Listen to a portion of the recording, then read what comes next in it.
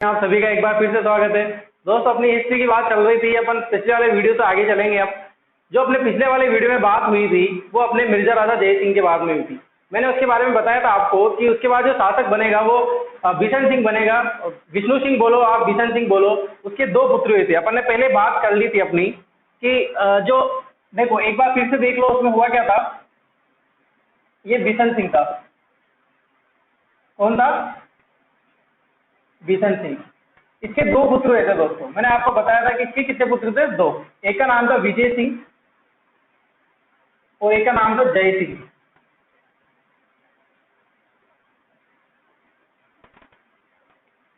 तो दोस्तों होता क्या है कि औरंगजेब जो है यहाँ पर आता है इससे मिलने। किससे मिलने? बिशन सिंह से मिलने आता है। तो वो इन दोनों बच्चों को देखता है। अब दोनों को देखने के बाद उसको पता चलता है कि दोनों में से ज्यादा उसको लगता होगा, कुछ देखने पर कुछ प्रदर्शन कर रहे होंगे, तलवारबाजी चला रहे होंगे, तो उसको लगता है कि जो विजय सिंह है वो ज्यादा बहादुर है और जय सिंह कम बहादुर है। उसको देखने पर लग जाता है। तो विजय सिंह का नाम बदलकर जय सिंह कर देता है और जय सिंह का नाम बदलकर विजय सिंह कर देता है। कौन कर देता है दोस्तों? औरंगजेब कर देता है। यानी कि औरंगजेब कहने पर ही बिशन सिंह इसके नाम परिवर्तित कर देता है। और जो इसके बाद जो शासक बनता है वो विजय सिंह बनता है। किस नाम से शासक बनता है? जय सिंह के नाम से। और उसको सवाई की उपाधि दे देता है। कौन? औरंगजेब। इसी की बात करेंगे दोस्तों। बात मोस्ट इंपोर्टेंट बात यहाँ पर यह है कि मिर्जा राजा जय सिंह के बाद जो शासक आएगा वो सवाई जय सिंह आएगा। Most important. और सवाई जय सिंह से बहुत सारे क्वेश्चन बनते हैं दोस्तों। एक एक चीज पढ़ेंगे अपन। देखो इसको मिटा देते हैं पहले। तो क्लियर, पहले मैंने पहले वाले वीडियो में भी बताया था आपको कि कैसे क्या जय सिंह विजय सिंह कैसे क्या हुआ था। ठीक है ना दोस्तों? देखो अपन बात करेंगे आज सवाई जय सिंह की। सवाई जय सिंह शासक काल रहता है इनका 1700 से 43 ईस्वी।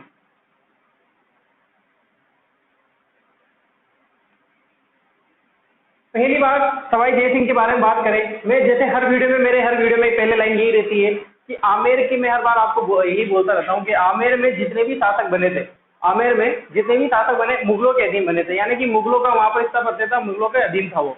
तो जो भी शासक बनेगा यानी कि मुगल बनाएंगे। तो इनके समकालीन बात करेंगे, समकालीन मुगल बादशाह कौन था।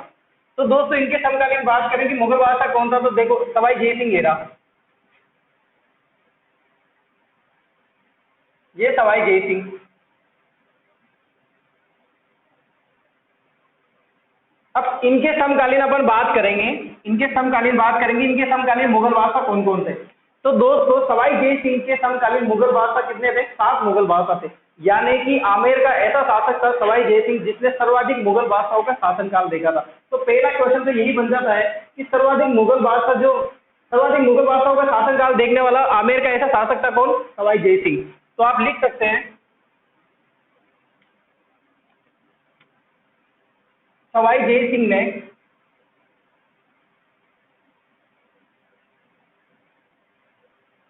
सर्वाधिक सर्वाधिक यानी 7 मुगल बादशाहों का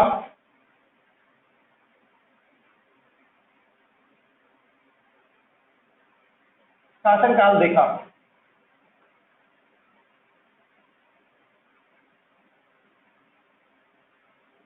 कितने मुगल बादशाहों का शासनकाल देखा दोस्तों? 7 मुगल बादशाहों का शासनकाल देखा।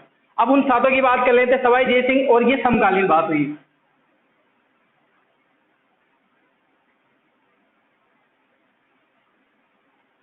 कौन कौन से थे देखो।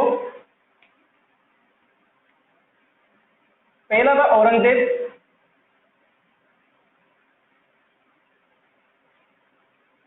दूसरा बहादुर शाह जो कि फर्स्ट है, तीसरा जहादर शाह,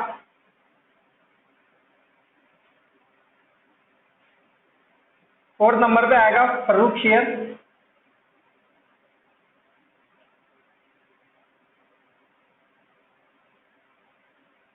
5 नंबर पे आएगा नसीब उर दर्जात,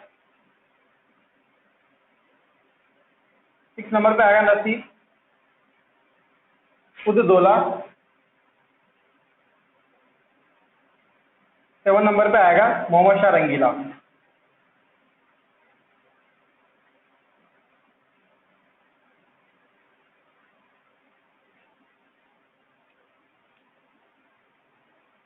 देखो दोस्तों, ये नसीर नहीं है, रफी है, रफी है। क्या है? रफी। देखो दोस्तों, ये 7 मुगल बादशाह रहे थे किसके समकालीन? सवाई जय सिंह। यानी कि आमेर का शासक कौन था? सवाई जय सिंह था। और मुगलों यानी आगरा के शासक कौन कौन रहे थे जब इसके समकालीन था? यानी औरंगजेब फर्स्ट, फिर इसके बाद बहादुर शाह बनता है, फिर जादर शाह, फर्रुख शेर, रफी उद दरजाद, रफी उद दौला और मोहम्मद शाह रंगीला। इनके अगर समकालीन की बात करें कि इनका शासक काल था, तो सवाई जय सिंह की बात करें दोस्तों, सवाई जय सिंह का शासन काल रहा है 1700 से 1743। 43 साल तक ये आमेर के शासक रहते हैं। और औरंगजेब की बात करें 1658 में शासक बनते हैं और 1707 में मृत्यु हो जाती है इनकी। 1707 में उत्तराधिकारी युद्ध होते हैं और 12 तक ये रहते हैं। ये 1712 से 1713 रहते हैं, 1713 से 1719, और ये दोनों 17 से 19 तक रहते हैं, और ये रहते हैं 1719 से 48 ईस्वी तक। तो दोस्तों आपको याद क्या रखना है, ये चाहे क्रम याद रहे ना रहे, लेकिन आपको एक नजर में याद रहना चाहिए कि क्योंकि एग्जाम में जो क्वेश्चन पैटर्न होगा ना, वो इस तरह से पूछ सकता है कि इनमें से कौन सा समकालीन नहीं था किसके? सवाई जय सिंह के। तो मैंने आपको इतना सा बताया सवाई जय सिंह के समकालीन कौन कौन से मुगल बादशाह थे, तो ये सारे मुगल बादशाह। अब क्या पढ़ेंगे अपन? इनको पढ़ेंगे, यानी कि औरंगजेब के सवाई जय सिंह के समय क्या हुआ था। ठीक है दोस्तों, तो औरंगजेब की बात करें दोस्तों, औरंगजेब ने उपाधि दी थी। किसने? औरंगजेब ने सवाई की, सवाई की उपाधि दी। किसको दी सवाई की उपाधि? सवाई जय सिंह को दी। यानी कि जय सिंह को सवाई की उपाधि देने वाला कौन था? औरंगजेब था। इसके बाद मोहम्मद शाह रंगीला ने भी उपाधि दी थी। किसको? सवाई जय सिंह को। तो इसकी बात भी यही कर लेते हैं।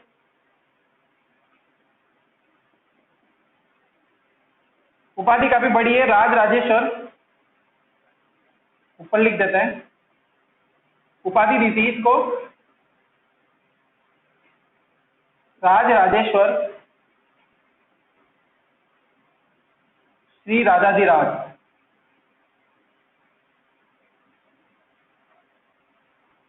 कौन सी उपाधि दी थी? राज राजेश्वर श्री राजाधिराज की उपाधि देते हैं। कौन देते हैं?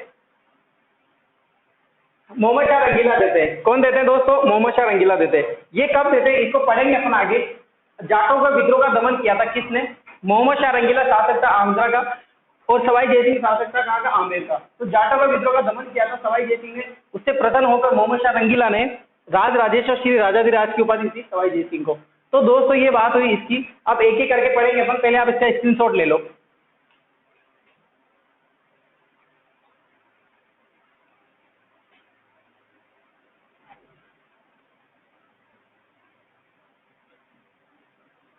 ठीक है दोस्तों, यहां तक समझ में आया आपको? यानी कि 7 मुगल बादशाहों का शासनकाल देखने वाला कौन था? सवाई जय सिंह था। ऐसा करते हैं, इनको रहने देते हैं अपन, मिटाते नहीं ताकि आपको याद रहे, दिखते रहे ये।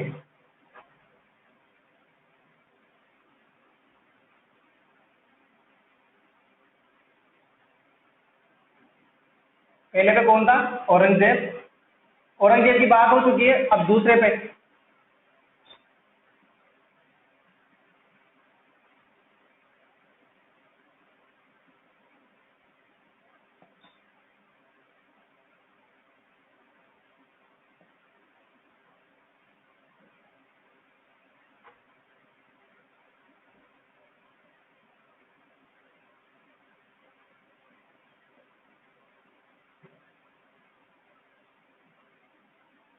ठीक है दोस्तों, औरंगजेब की बात हो गई थी। अब साथा क्या होता है दोस्तों? औरंगजेब की मृत्यु हो जाती है। कब होती है? 1707 में। अब औरंगजेब की जैसे ही मृत्यु हो जाती है तो इनके बेटे यानी कि औरंगजेब के 2 पुत्र रहते हैं, मोहज्जम और आजम के मध्य युद्ध होते हैं उत्तराधिकारी को लेकर, यानी कि अगला मुगल बादशाह कौन बनेगा। तो समस्या संकट में आ जाता है, सवाई जय सिंह के लफड़े फंस जाते हैं कि यार क्या करेंगे, अब मैं किसका साथ दूंगा। तो ऐसी परिस्थितियां हो जाती है। और अब क्या होगा? औरंगजेब की लिखते हैं यहाँ पे 1707 में, कब की बात है? 1707 में औरंगजेब की मृत्यु हो जाती है। और औरंगजेब की मृत्यु होने के बाद इसके पुत्रों में उत्तराधिकारी के युद्ध होते हैं। कब होते हैं? 1707 में। उत्तराधिकारी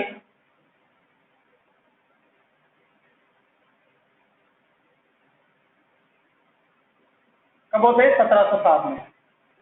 एक ही युद्ध होता है दोस्तों, युद्ध का नाम है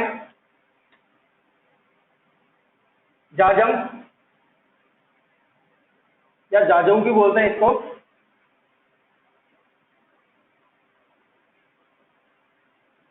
कब होता है ये? 2 जून 1707। 2 जून 1707 को युद्ध होता है। कौन था? उत्तराधिकारी। उत्तराधिकारी मैंने पहले भी बताया था आपको, उत्तराधिकारी कोई युद्ध नहीं है, ये उत्तराधिकारी को लेकर है, ये कोई जगह नहीं है उत्तराधिकारी। ठीक है, जाजम जाजों का युद्ध होता है। कब होता है? 1707 में। इंडियन हिस्ट्री का पार्ट है ये। वैसे किस किस के मध्य होता है? मुअज्जम,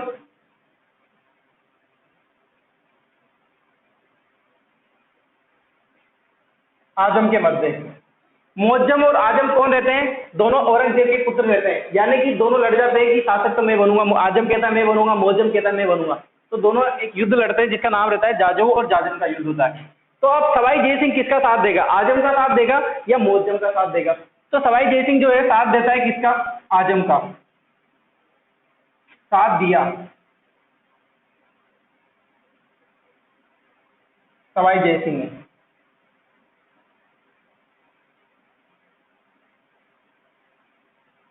अब दोस्तों क्या होता है? साथ दिया, आजम का साथ किसने दिया? सवाई जय सिंह ने दिया। अब मुअज्जम का साथ कौन देगा? तो मुअज्जम का साथ क्या होता है? यहाँ पर विजय सिंह देता है। ये वो विजय सिंह है जिसका नाम बचपन में जय सिंह रहता है, जिसका नाम बदलकर विजय सिंह कर देते हैं। वो नाराज हो जाता है इससे कि बड़ा बेटा तो फिर भी मुझे शासक क्यों नहीं बनाया था। तो वो मुझे मुअज्जम को इस कंडीशन पे या फिर एक शर्त रखता है कि अगर आप जीत जाते हो या फिर आगरा के शासक बन जाते हो तो आप मुझे क्या दोगे? आमेर का दुर्ग दोगे और आमेर का शासक बनाओगे। तो यहाँ पर इसकी बात करें मुअज्जम की, तो मुअज्जम में आमेर में शासक साथ कौन देता है? साथ दिया किसने दिया दोस्तों? विजय सिंह ने।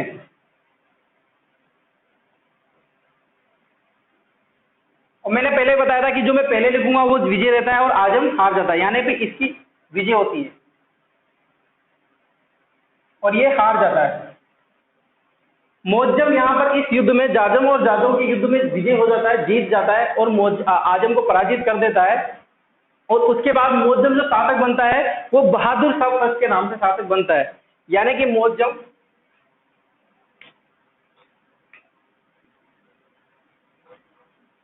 बहादुर शाह फर्स्ट के नाम से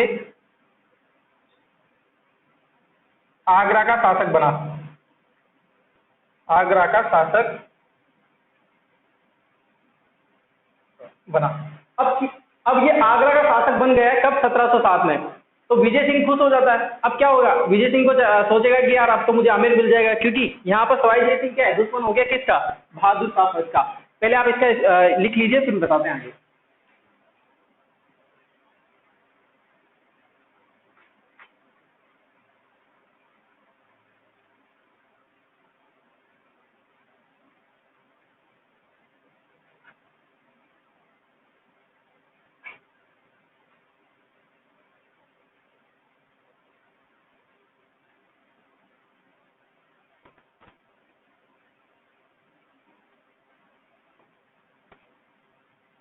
अब क्या होता है दोस्तों?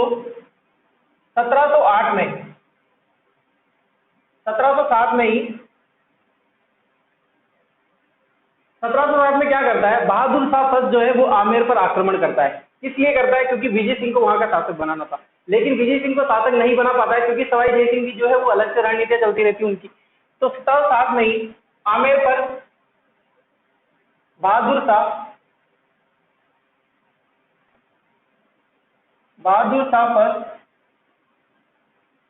आमेर पर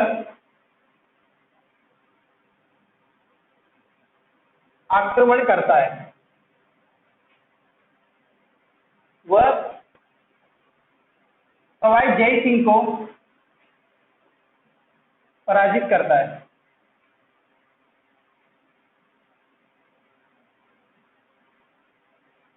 तथा आमेर का नाम परिवर्तित कर देता है, यानी कि दुर्ग का नाम या आमेर का नाम बदलकर क्या कर देता है? इस्लामाबाद या मोमिनाबाद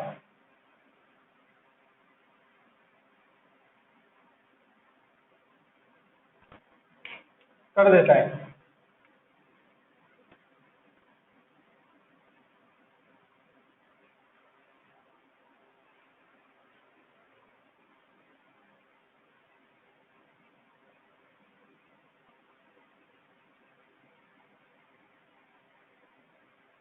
क्या होता है दोस्तों, 1707 में ही बहादुर शाह फर्स्ट जो है वो आमेर दुर्ग पर आक्रमण कर देता है और उस दुर्ग को जीत लेता है। उसका नाम परिवर्तित करके क्या करता है, इस्लामाबाद या मोमिनाबाद कर देता है। और यहाँ से सवाई जय सिंह पराजित होकर भाग जाता है। अब सवाई जय सिंह के प्रॉब्लम हो जाती है, सवाई जय सिंह परेशानी में आ जाता है कि यार मैं आमेर को कैसे प्राप्त करूंगा। तो 1708 में यार डेट याद रखना, 1708 में देवारी समझौता होता है, राजाओं के मध्य होता है। राजपुताने के जितने भी राजा थे उनको बोला गया था कि यार जो जो परेशानी में जिनको राजपाट नहीं मिल रहे हैं, जो शासक नहीं बन पा रहे हैं, वो देवारी समझौता हुआ। तो 3 राजाओं के मध्य हुआ था। कितने राजाओं के, राजपुताने के 3 राजा थे, 3 रियासतों के राजा थे जिनके मध्य देवारी समझौता होता है। तो देवारी समझौता होता है दोस्तों। इसके बाद क्या होता है, 1708 में देवारी समझौता होता है।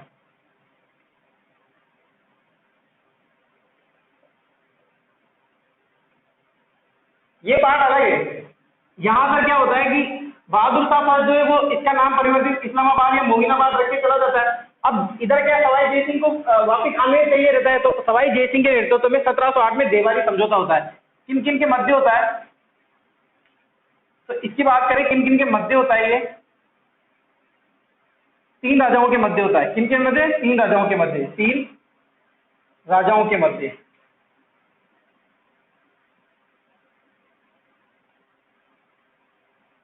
तीन राजाओं के मध्य देवारी समझौता होता है। वो तीनों राजा ऐसे थे कि कोई ना कोई शर्त रखेंगे। जैसे पहले राजा की बात करें अपन, पहला कौन था, सवाई जय सिंह, यानी कि कहाँ के, आमेर के, आमेर के सवाई जय सिंह।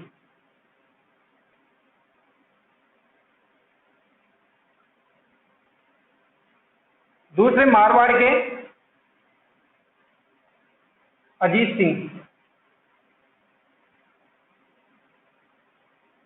और तीसरे आएंगे मेवाड़ के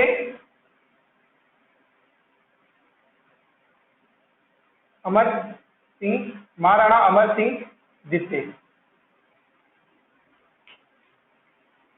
देखो, आमेर के सवाई जय सिंह हैं, वो देवारी समझौता करते हैं। इस समझौते के अकॉर्डिंग इनकी बात बनती है कि आमेर के जो शासक रहेंगे जय सिंह को वापस आमेर दिलाए जाएंगे और मारवाड़ के अजीत सिंह को मारवाड़ दिलाएंगे। आपको पता होगा जब जसवंत सिंह, औरंगजेब के समकालीन मारवाड़ का शासक था जसवंत सिंह, उसको जब वो साथ दे देता है, जो उत्तराधिकारी के युद्ध होते हैं उसमें विपक्ष में साथ देता है, तो फिर जो उसका पुत्र होता है बाद में, क्योंकि जब उनके राजा, मैंने बताया था आपको कि रानियां गर्भवती थी तो वो बंदी बना के कहा राम सिंह की हवेली में ले जाता है आगरा। तो अजीत सिंह वहां का शासक बनता है और अजीत सिंह छोटा था तो अलग से, वो पूरी कहानी मैंने आपको बताई थी। तो अजीत सिंह जो जोधपुर की भूमि थी यानी कि मारवाड़ को, उसको खालसा भूमि घोषित कर देता है। कौन कर देता है, औरंगजेब कर देता है। तो औरंगजेब के खालसा भूमि घोषित होने के बाद अजीत सिंह से भी शासक नहीं बन पाता। और वहीं पे मैंने बताया था कि बहादुर शाह फर्स्ट अजीत सिंह को शासक मान लेता है। तो वो मैटर अब यही चल रहा है, देख लो आप। तो अजीत सिंह को भी शासक बनाएंगे, कहाँ का, मारवाड़ का। और मेवाड़ का अमर सिंह जिससे, इससे कुछ नहीं चाहिए रहता, इसको ये अपनी शर्त रखता है कि मैं अपनी पुत्री का विवाह किससे करवाऊंगा, सवाई जय सिंह से करवाऊंगा। इस शर्त पे करवाऊंगा कि इन दोनों से जो बच्चा उत्पन्न होगा ना, वो कहाँ का शासक बनेगा, आमेर का शासक बनेगा। यही देवारी समझौता है, कब हुआ था, 1708 में हुआ था। तो इनमें 3 शर्त रखी थी इस देवारी समझौते के अकॉर्डिंग। वो तीनों शर्तें क्या थी, शर्त पहली क्या थी, सवाई जय, आमेर का शासक सवाई जय सिंह को बनाएंगे। दूसरी शर्त क्या थी, मारवाड़ का शासक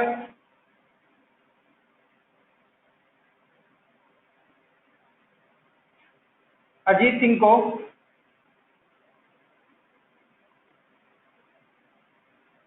बनाएंगे।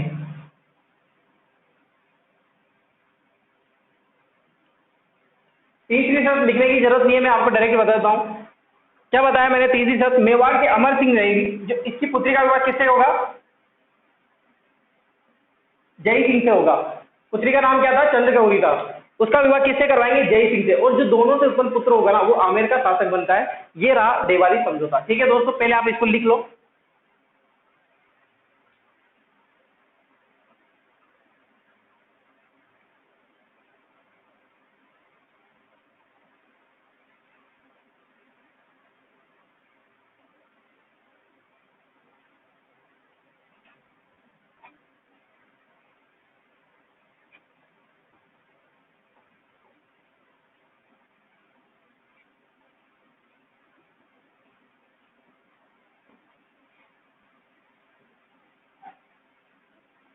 अब क्या होता है दोस्तों, देवाली समझौते के बाद 1708 में ही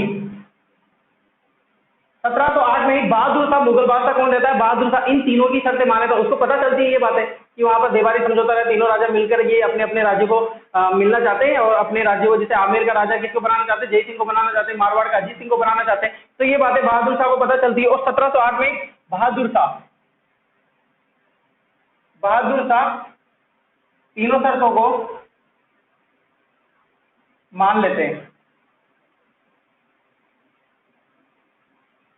और तीनों शर्तों को मानने के बाद वो स्वतंत्र हो जाते हैं मुगलों से। कौन? आमेर के राजा और मारवाड़ के राजा और अजीत सिंह, अमर सिंह। तो यानी कि बहादुर शाह बस तीनों शर्तों को मान लेते हैं और ये शासक बनाते हैं। ये बात होती किसकी?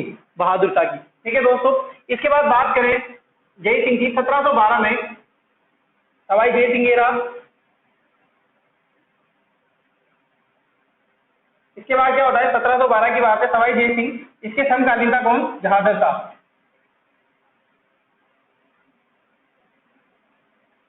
तो जहादर शाह ने सवाई जय सिंह के कहने पर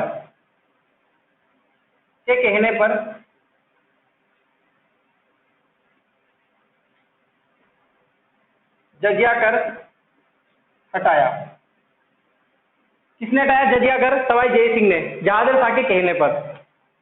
अब देखो दोस्तों, जजिया कर क्या होता है? किसकी बात करें? जजिया कर। तो जजिया कर की परिभाषा मैं बताता हूं क्या होता है जजिया कर। गैर मुस्लिमों पर लिया जाने वाला कर, यानी कि मुस्लिमों को छोड़ के जो मुस्लिम नहीं है, यानी गैर मुस्लिमों से लिया जाने वाला कर, बच्चों और वृद्धों को छोड़कर भी जजिया कर होता है। ठीक है, यानी गैर मुस्लिमों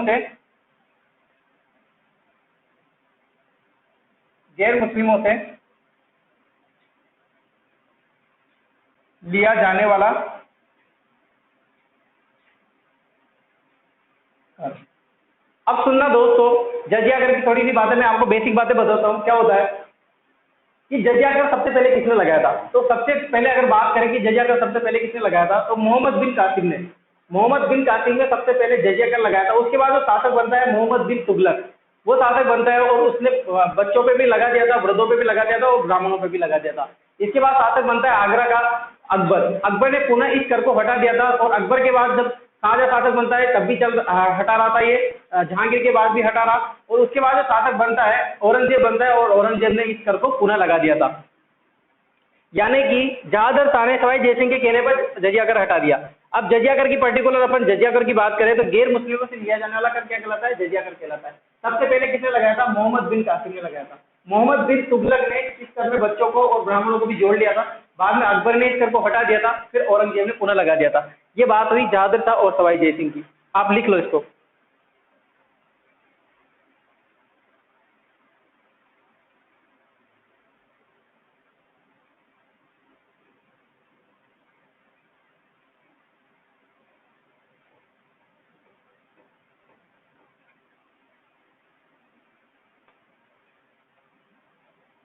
इसके बाद दोस्तों 1713 की बात।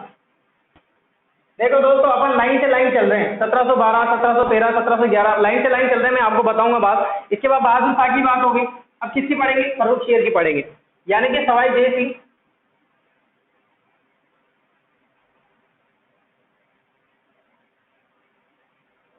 और इनके समकालीन कौन था? फर्रुख शेर।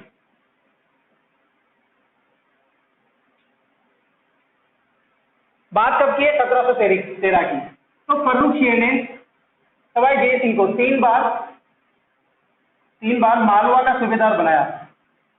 मालवा का सूबेदार बनाया।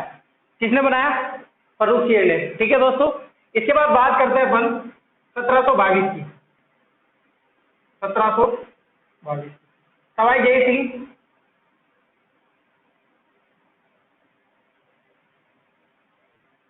और इनके समकालीन शासक कौन होता है?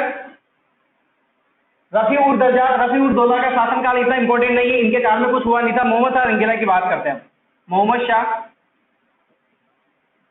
रंगीला,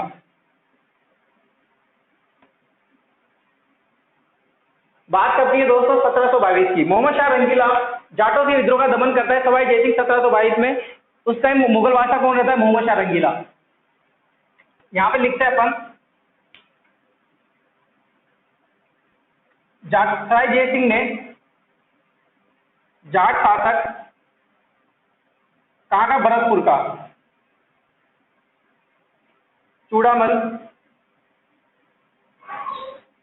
चूड़ामल को पराजित किया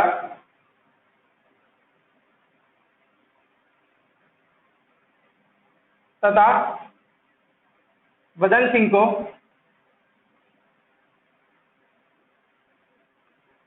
डिग की जागीर